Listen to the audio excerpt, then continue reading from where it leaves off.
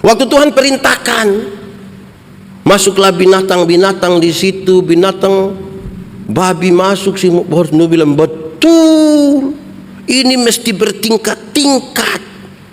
Bayangkan kalau di samping Nuh punya kamar tidur itu langsung kandang babi, kan aduh tidak aman itu kan.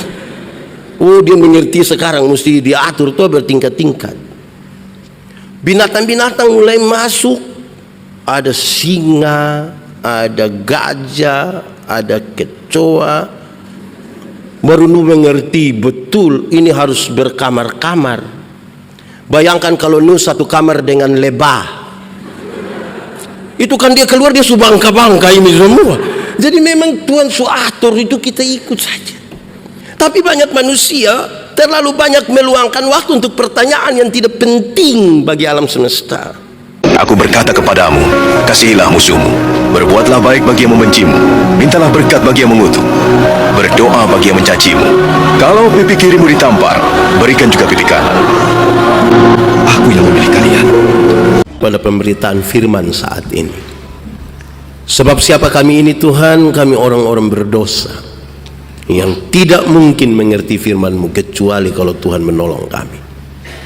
Oleh kuat kuasa Roh Kudus-Mu kami mohon hari ini kami sungguh-sungguh dimampukan bukan saja untuk mengerti firman Tuhan, tapi lebih dari itu kami dimampukan menjadikan firman-Mu dalam hidup kami. Kami melakukannya karena kekuatan daripada Tuhan. Seperti tanah, biarlah kami tanah yang subur, supaya firman-Mu bertumbuh dan berbuah dalam hidup kami. Jauhkanlah semua penggoda pencobaan, biar di dalam damai-Mu kami belajar firman Tuhan. Kami rindu pada firman-Mu. Berfirmanlah bagi kami Tuhan, di dalam nama Yesus firman yang hidup itu kami berdoa. Amin. Jemaat Tuhan, marilah berdiri untuk kita mendengarkan firman Tuhan yang dibacakan dari Alkitab. Haleluya.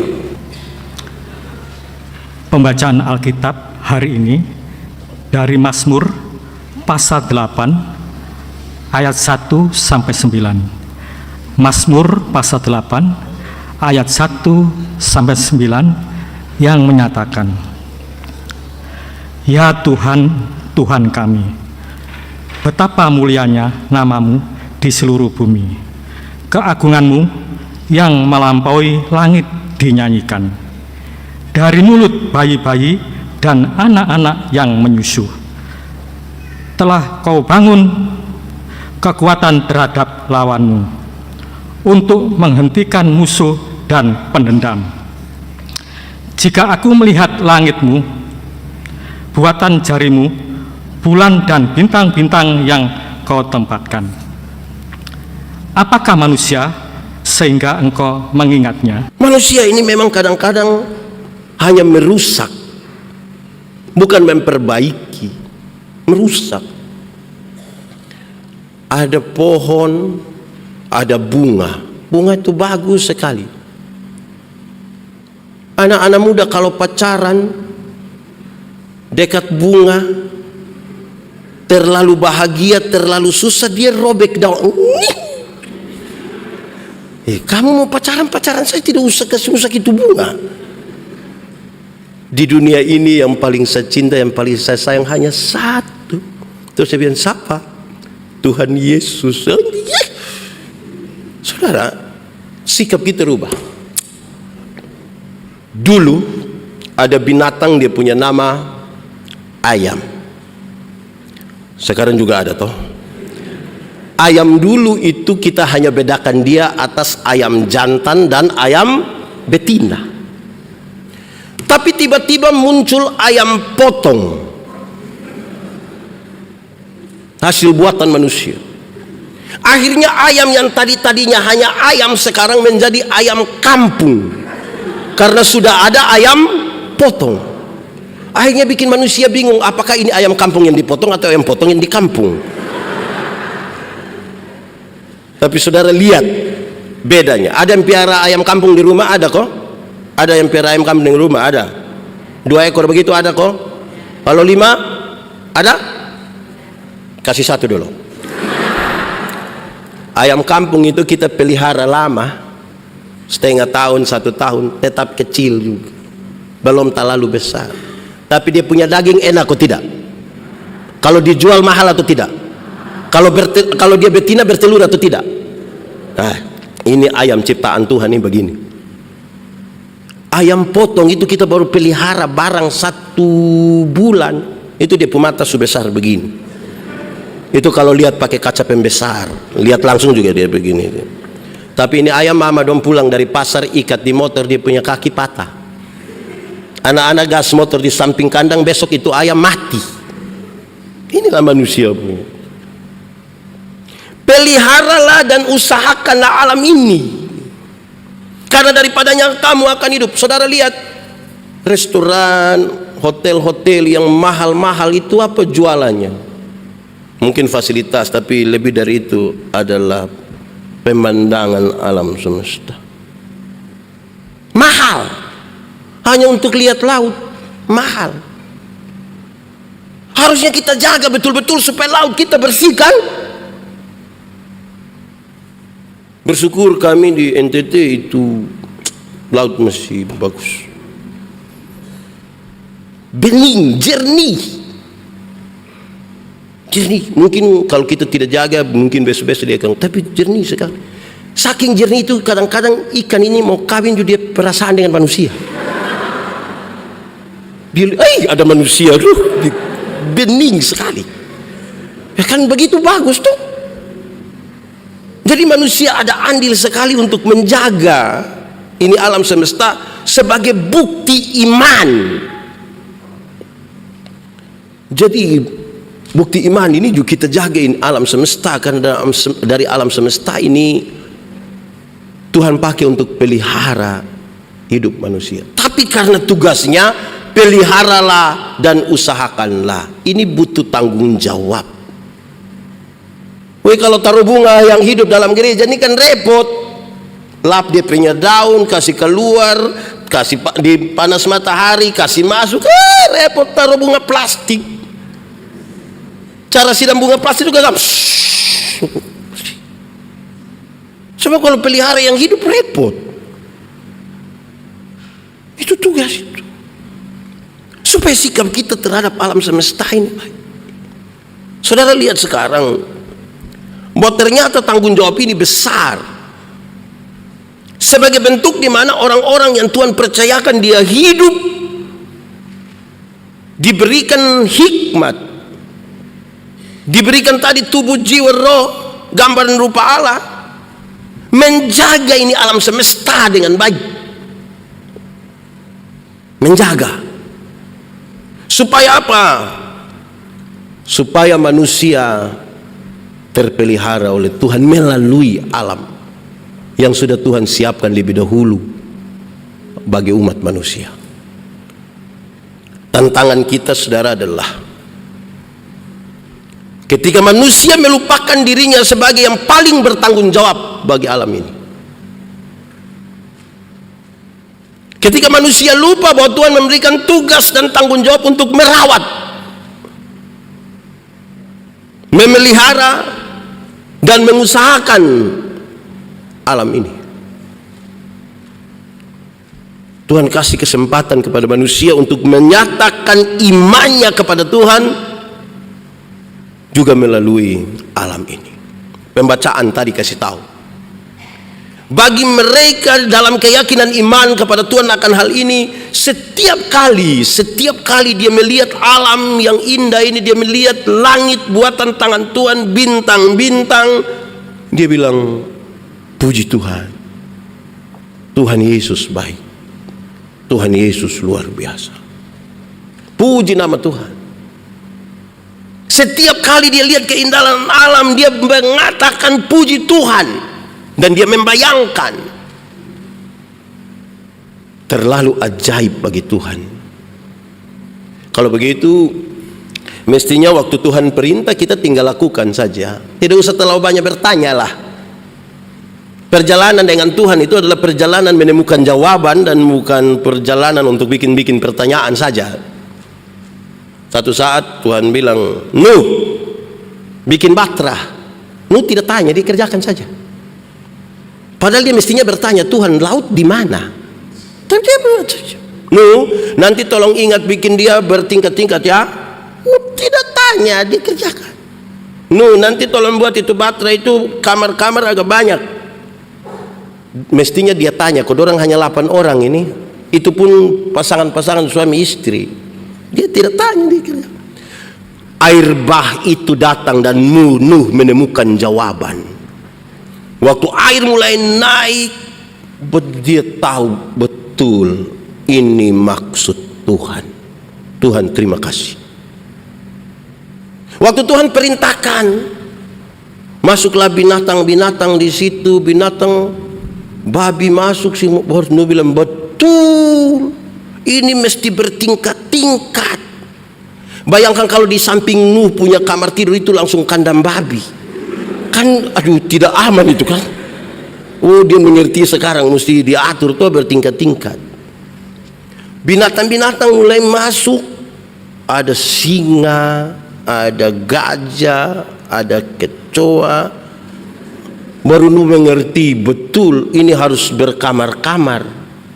Bayangkan kalau Nuh satu kamar dengan lebah, itu kan dia keluar dia subangka-bangka ini semua. Jadi memang Tuhan suatur itu kita ikut saja. Tapi banyak manusia terlalu banyak meluangkan waktu untuk pertanyaan yang tidak penting bagi alam semesta. Orang suka tanya saya, Pak Pendeta, kan Alkitab bilang itu masuk berpasang-pasangan, berarti jantan dan kalau gajah kita bisa bedakan ini gajah jantan, ini gajah. Kalau ayam kita bisa bedakan ini ayam jantan, ini ayam. Tapi kalau kutu, saya bilang aduh saya juga pusing lah. Tapi karena Tuhan perintahkan masuk ya Tuhan suatur begitu toh. Tugas kita ini terlalu banyak bertanya untuk itu barang. Jadi pendeta, pertanyaan tidak penting, pentinglah. Tapi jangan sampai itu pertanyaan membuat kita tidak melakukan apa-apa. Sampai menunggu harus ada jawaban baru kita melakukan sesuatu. Orang-orang berhikmat begitu. Saudara tahu, dalam perjalanannya manusia mengalami masalah serius. Kenapa pendeta? Karena dosa dan gambar Allah itu rusak dalam hidup kita. Contoh, saya kasih beberapa contoh terus kita habis khotbah sudah. Satu, saya tidak tahu di Surabaya, tapi di banyak tempat itu dari kecil hingga sekarang ada orang yang bilang begini, kalau kita jalan di jalan raya tiba-tiba rasa mau BAB, ambil, oh di sini juga begitu. Ambil batu berapa? Ambil batu berapa? 3. Oh, jadi dia tidak keluar lagi. Kalau batu 3 menyelesaikan masalah, tidak perlu ada toilet di mana-mana. Tinggal gereja kasih turun batu 2 red di situ, amanlah. Saya rasa kita ini bermasalah sekali. Kita mensugesti kita punya diri begitu rupa sampai lupa beriman. Bayangkan batu 3 aman. Coba. Tuhan atur ya. Baik-baik toh. Kedua, kalau lewat ini kami kecil dan besar dengan ini tradisi ini. Bukan tradisi, apa di Punam. Kalau mau lewat ada anjing jahat, lidah dilipat ke atas. Anjing tidak gigit tuh. Yakin begitu? Coba ada helder berapa kita lewat begini kan? Manusia salah mengelola ini kepercayaan. Saya ingat saudara-saudara, saya suka cerita ini. Masih kecil dulu, saya lahir kira-kira 47 tahun yang lalu di kampung. Dulu itu kan televisi masih hitam putih. Pernah nonton TV yang hitam putih itu? Pakai aki. Nonton-nonton kalau akinya soak orang langsung patah di dalam. Jadi kalau pemerintah putar film layar tancap itu juga film-film keluarga berencana di lapangan, kita suka kita pisah. Yang menarik adalah pergi sore pulang malam, pergi masih terang pulang sudah. Waktu pulang gelap dan jalan sendiri ini kita lewat pohon besar. Sudah terisi begitu rupa di dalam kita punya pikiran, kalau pohon besar pasti ada. Oh, di Surabaya juga begitu ya. Memangnya Tuhan taruh setan, ada setan di pohon besar? Ada kok. Sampai karena ketakutan sekali dengan pohon besar itu ada setan, maka banyak manusia yang pergi bawa sensor dan bilang, dalam nama Yesus, potong kas putus, kas patah itu pohon. Kita pun ketakutan ini, lantas bikin tindakan yang tidak benar. Saya dulu tidak mampu potong itu pohon, karena semalam siapa mau potong. Tidak mungkin juga tidur di situ, karena pasti lebih menakutkan. Tidak mungkin pilih jalan lain, karena memang tidak ada jalan lain selain lewat itu jalan. Maka hanya ada satu hal yang saya lakukan, yaitu menyanyi. Saya masih ingat itu lagu, ada 2. Itu lagu semoga saudara masih ingat ya. Kalau saya lewat itu pohon besar, karena ada takutnya. Saya punya lagu pertama, dalam nama Yesus, dalam nama Yesus. Tahu itu lagu? Boleh kita nyanyi sama-sama? 3, 4. Dalam nama Yesus, dalam nama Yesus ada boleh sambil tepuk tangan. Dalam nama Yesus, dalam nama Yesus, iblis dikalahkan. Dalam nama Tuhan Yesus, siapa dapat melawan? Dalam nama Tuhan Yesus. Mantap, itu lagu pertama. Kalau saudara hafal ini 2 lagu, berarti saudara juga dulu penakut. Lagu kedua itu adalah Yesus itulah satu-satunya penolongku yang sungguh. Ia berjanji apa? Akan kembali untuk angkat kita semua. Oh, haleluya, puji Tuhan, upamu besar di surga. Oh, haleluya, puji Tuhan, upamu besar di surga. Nah, saudara lihat sekarang, ternyata sikap orang beriman itu mesti menyatakan sesuatu yang baik. Kalau ketakutan ya menyanyi, bukan sensor. Jagalah baik-baik ini alam semesta. Karena itu bagian dari iman kita kepada Tuhan. Lebih lanjut, itu tentang alam. Tapi narasi di awal, di bulan pelayanan ini, juga di dalam tata ibadah kita mengatakan, kita bukan saja terhadap alam ini, tapi kita mesti ingat kita tidak tinggal sendiri. Ada orang. Manusia tidak hidup untuk dirinya sendiri. Sejak awal, manusia itu sudah diciptakan sebagai makhluk sosial yang menyadari bahwa dia tidak bisa terlepas sendiri tanpa orang lain. Ada 1-2 orang yang suka di hutan sana sendiri, kadang-kadang meditasi, datang bilang saya, kalau kami bertengkar dengan istri, don bilang begini, loh, kamu kok bertengkar suami istri? Macam kita dong, tidak pernah bertengkar dengan siapapun. Saya bilang iya, karena engkau tinggal di hutan. Kalau engkau di hutan, pohon mana kasih tersinggung engkau? Kalau Kalau namanya kita tinggal suami istri ini kan, manusia ini kan mut-mutan. Ada waktu di mana dia bangun pagi itu dia, "Shalom semua, apa kabar? Aduh baik sekali, cantik-cantik, ganteng-ganteng." Itu kalau ada baik. Tapi kalau pengaruh efek vaksin atau apa misalnya begitu, bangun pagi dia hanya begini. Terus kita bilang, "Ibu kenapa tidak seperti itu?" "Kau tanya apa?" Itu butuh hati yang.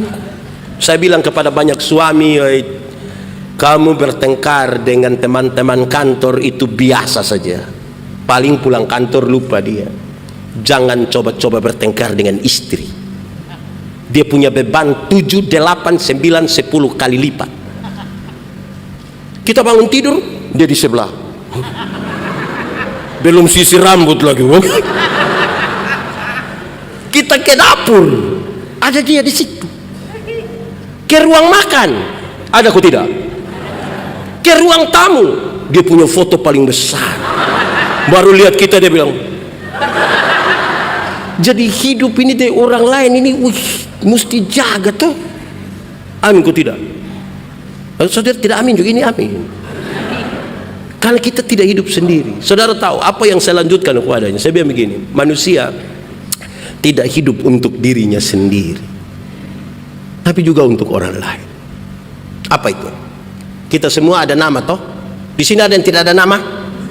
Semua ada nama. Nama ini sebenarnya untuk siapa? Untuk kita dan untuk orang lain. Sebab tidak ada orang memanggil namanya sendiri. Siapa yang ketika dia lapar dia mau makan dia bilang, "Yandi, makan." Kan tidak ada. Kita punya nama ini supaya orang lain panggil. Jadi hidup jangan terlalu egois, jangan terlalu gaya-gaya. Hidup dan tetangga bertengkar terus, sesama ini majlis. Kita tidak hidup sendiri. Kita ini makan kok tidak? Makan atau tidak? Makan. Kita makan untuk siapa sebenarnya? Untuk kita dan untuk orang lain. Pak Pendeta, masa kita makan untuk orang lain? Iya. Istri itu kalau dia sakit dan dia tidak mau makan, terus kita bilang, "Mama, makan." Dia bilang, "Tidak." "Mama, makan." Mulut pahit dia bilang, "Mama, makan sayang, ayo." Kalau kita main omong dia tidak mau, terakhir kita bilang begini, "Mama, makan karena anak-anak masih kecil ini." Itu dia langsung tambah. Dia juga tidak mau, ini ada dong, ada mama baru kan. Jadi kita makan saja ini untuk orang lain. Jadi hidup ini jangan terlalu egois lah. Di Ebenezer sini ada yang terlalu egois, ada kok. Ada ikut ibadah juga di sini. Hidup ini ingat orang lain sedikit. Kita pakai pakaian, kita semua pakai pakaian atau tidak? Pakai ya, oh ya. Kita pakai pakaian ini sebenarnya untuk siapa coba? Untuk siapa? Untuk kita dan orang lain. Untuk kita itu supaya jangan kedinginan, jangan panas, jangan terbakar kulit. Tapi kalau untuk orang lain tuh kira-kira begini. Kalau kita sendiri saja kan tidak pakai juga tidak ada apa-apa kan? Kita bisa jalan-jalan. Kalau kita sendiri. Tapi karena ada orang lain itu, makanya kita pakai pakaian. Supaya orang jangan ketemu kita. Jadi ibu, saya senang lihat ini ibu-ibu, nona, bagus. Ini pakai pakaian begini, bagus. Saya punya khotbah satu, saya bilang begini, "Jemaat ibu-ibu yang nona minta maaf, saya mau tanya, boleh kok tidak pakai pakaian mini-mini datang ke gereja? Boleh kok tidak?" Orang bilang, "Boleh." Saya bilang, "Kenapa boleh?" Karena Tuhan melihat hati, bukan melihat pakaian. Saya bilang, "Baik. Betul. Tuhan memang melihat hati, bukan melihat pakaian. Itu Tuhan.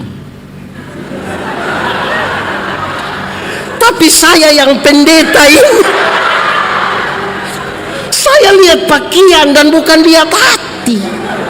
Saudara kira saudara sendiri dan Tuhan? Atau mau pergi di Tuhan sekarang? Saudara pakai begitu di situ, duduk di situ, itu kita yang di depan ini. Lihat salah. Tidak lihat, saudara yang ketahui saja. Jadi ingat, kita tidak sendiri. Ada orang lain toh. Hidup ini sebelum memberitakan firman, memberitakan Injil yang tadi kita sudah dapat dari Tuhan, pencurahan Roh Kudus sudah membekali kita untuk pergilah dan beritakanlah kepada alam dan kepada ini manusia. Kan pastikan dulu kita hidup ini untuk apa. Saudara jangan terlalu bergaya lah. Biasa-biasa saja, tidak usah. Apalagi di gereja. Saya bilang kepada banyak orang, saudara kalau mau bertengkar jangan di gereja. Cari yang jahat itu gampang. Saya tinggal angkat ini Alkitab, lempar satu, kita semua salah. Bikin baik itu yang susah. Jadi ketemu orang selalu selamat pagi, itu yang kita lakukan. Mau kasih takut apa? Supaya hidup kita ini pertama aman. Karena pemberitaan firman dimulai dari sebuah persahabatan. Bersahabat dulu dengan orang baik-baik. Sebagai sahabat kan untuk menegur kesalahanmu, aku tidak harus menjadi musuhmu. Kita bersahabat, kita bakas tahu. Wah, ini kita tidak hidup sendiri. Karena ada orang lain itu kita mandi, kita sikat gigi. Karena kita datang ke gereja duduk berdekat. Bayangkan kalau kita duduk sama-sama begini, terus yang satu sudah 14 hari tidak mandi. Kan dia mengganggu orang di sana. Itu tidak hidup sendiri. Saudara, bangsa Israel dalam perjalanan ke Kanaan dari Mesir, di perjalanan puluhan tahun itu ada satu hal yang kelihatan biasa-biasa saja, tapi itu luar biasa menurut saya. Nanti saudara cari di Google saja, dia tulis begini, Alkitab menjelaskan. Mereka membawa sekop kecil. Nanti cari kata sekop kecil dalam Alkitab. Itu sekop kecil guna untuk apa? Laki-laki yang terhitung keluar dari Mesir itu 600.000 orang, belum termasuk perempuan dan anak-anak. Berarti ada ribuan orang toh, ratusan ribu, mungkin jutaan di padang. Kan pagi-pagi kan orang butuh BAB toh. Saudara bayangkan kalau tidak bawa itu sekop kecil. Mengerikan. Jadi Tuhan suator begitu rupa, bawa sekop kecil masing-masing. Saya ingat saya pernah tinggal di satu tempat kos-kosan itu, memang kita kalau tidak jaga orang, jaga itu susah sekali. Kan ini kos-kosan ini kan kadang-kadang sembraut dia punya posisi. Ada yang saling berhadapan, kita menghadap dia punya belakang, ada yang macam-macam. Yang menarik itu waktu bangun pagi dan sikat gigi. Separuh itu sikat gigi sambil fluid itu. Masa sikat gigi sambil fluid? Mungkin gigi palsu dia sikat gigi. Ada yang diam-diam saja. Tapi ada yang parah.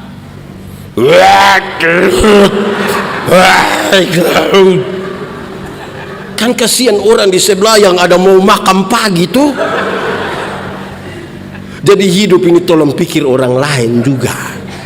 Bayangkan kalau hidup kita menjengkelkan begitu, terus kita mau pergi memberitakan Injil kepadanya. Jangan sampai kita baru sampai dia langsung bilang hiduplah dalam damai toh, supaya dan semua orang itu kita ketemu. Kalau sudah sahabat baik itu mantap. Ada 1-2 orang timur yang kalau dia suara makin tinggi itu dia makin baik. Kalau suara rendah itu tidak baik. Kalau dia suara, "Woi, coba lakukan, oke, coba mantap, yo," itu dia ada baik itu. Tapi kalau dia dekat baru dia bilang, "Mana? Gimana? Hah? Oh itu bahaya tuh." Jadi hiduplah dalam damai itu, seorang akan yang lain, dia berdamai dengan alam semesta. Aman sudah ini hidup. Sekiranya pemberitaan ini menolong kita sekalian. Setelah kita menerima kuasa Roh Kudus itu, pakai perahu pemberitaan Injil ini, kita ke seluruh dunia sampai yang bisa kita jangkau. Tidak usah ke setengah keluarga biar saya beritakan Injil dulu tidak usah. Mulai dari tempat di mana komunitas kita, pelan-pelan sampai ke ujung-ujung bumi, tapi dalam damai kita dengan Tuhan, dengan diri sendiri, alam semesta. dan juga dengan sesama. Mari kita tunduk kepala di hadapan Tuhan. Aku berkata kepadamu, kasihilah musuhmu, berbuatlah baik bagi yang membencimu, mintalah berkat bagi yang mengutuk, berdoa bagi yang mencacimu. Kalau pipi kirimu ditampar, berikan juga pipi kanan.